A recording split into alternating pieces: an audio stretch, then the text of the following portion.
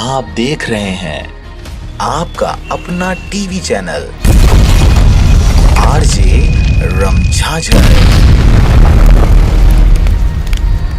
जज्बात के रंग भरोसा के संग।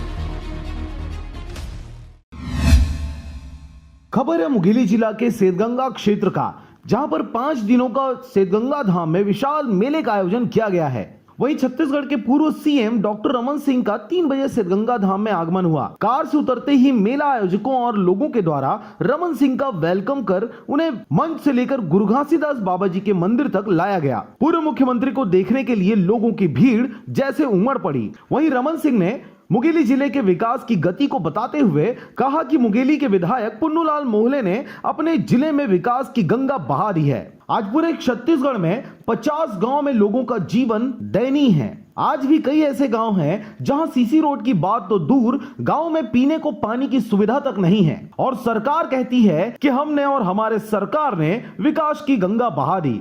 वैसे ही आज कुछ देखने और सुनने को मिला।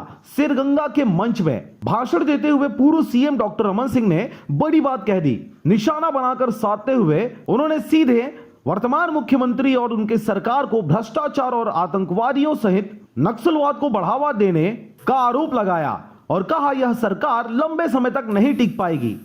जो सरकार आतंक और भय फैलाता है वो ज्यादा दिन टिकता नहीं है। बाबा का आशीर्वाद रहा तो निश्चित रूप से सब कुछ बेहतर होगा और आज मैं आप सबको हृदय से धन्यवाद देता हूँ। सिद्धगंगा से पोखराज खांडे की रिपोर्ट, आरजे रमझाझर।